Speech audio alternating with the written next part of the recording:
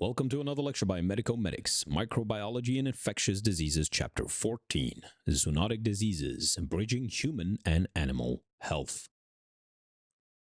In this lecture, we will present what are zoonotic diseases, some types, the transmission. We will continue to talk about ways to prevent zoonotic diseases, some challenges in controlling it, and end, of course, with a summary. Now, what are zoonotic diseases? So these are diseases transmitted from animals to humans, caused by bacteria, viruses, parasites, or fungi. Why is this important? Because over 60% of human infectious diseases are actually zoonotic. Now let's talk about some types of zoonotic diseases. It will be based on the cause. So is it viral, like rabies, the Nipah virus, or the influenza? Or is it bacterial, anthrax, Lyme disease, leptospirosis? Is the cause parasitic, like toxoplasmosis, tapeworm infections? Is it fungal, due to ringworm? And another way to look at it is, what is it based on in the form of transmission, or what kind of transmission is it based on? So either direct, so it's in contact with the infected animals, like in rabies, or is it indirect, like vectors, like mosquitoes or ticks? For example, mosquitoes spreading malaria and ticks spreading Lyme disease. So two ways to differentiate. One is based on the cause, and one is based on transmission. Now, transmission of zoonotic diseases. So what are some routes? We have direct contact, like we just mentioned, so bites or scratches or handling of animals. We have foodborne, so eating contaminated meat or dairy, for example, catching salmonella.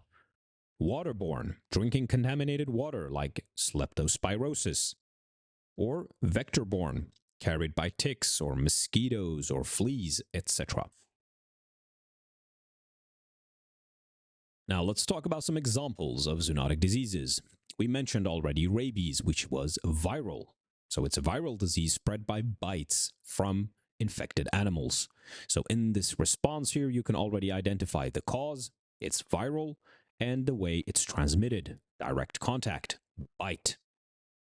Lyme disease caused by bacteria transmitted by ticks. Zika virus spread by mosquitoes, affects pregnant women and fetuses. Now, what is the role of the wildlife in zoonotic diseases? Well, wild animals are reservoirs. So bats, for example, carry coronaviruses and rabies. Rodents spread hantavirus and plague. Ecological changes, so deforestation and urbanization, increase human-wildlife contact. Now to some impacts of zoonotic diseases. Health impacts include high mortality rates. For example, in Ebola, long-term complications like birth defects from the Zika virus. Economic impacts, healthcare costs, trade restrictions, loss of livestock, etc. And social impacts, fear, stigma, misinformation during outbreaks. So zoonotic diseases, they don't just affect our health, but they actually disrupt economies, create fear, spread misinformation, especially during pandemics. Now let's mention the One Health approach. And it is a collaborative effort to achieve optimal health for people, animals, and the environment. Key principle here includes recognizing the interconnection of human and animal health. And the idea is to indeed have a collaboration, an interdisciplinary collaboration between medicine, the vet sciences, and environmental science. Example of this would be to vaccinate dogs to prevent rabies in humans.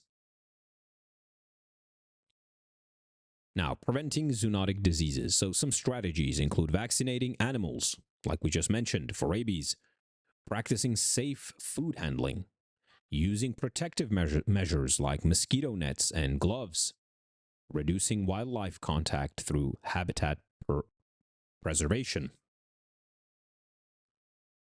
What are some challenges in controlling zoonotic diseases? Well, there are barriers like lack of surveillance in low resource settings, climate change increasing vector habitats, globalization spreading diseases faster. Solutions: strengthening global surveillance, invest in research for vaccines and treatment. What are some emerging zoonotic threats? Example, the H5N1 avian influenza, spreading from birds to humans. The monkeypox, rising cases due to increased human-animal contact. The Nipah virus, spread from bats through contaminated fruit. Focus areas: strengthening early warning systems and collaborative global responses. And some success stories in zoonotic disease control. Examples include rabies elimination in many countries through pet vaccination, eradication of rinderpest, a cattle disease, through coordinated efforts, improved control of avian flu with better monitoring and culling practices. So in summary then, zoonotic diseases highlight the connection between human and animal health. Prevention requires collaboration through the One Health approach. Early detection and global efforts are crucial to controlling these diseases. And that's the end of this lecture series. Hope you enjoyed it and learned a lot. Thank you again.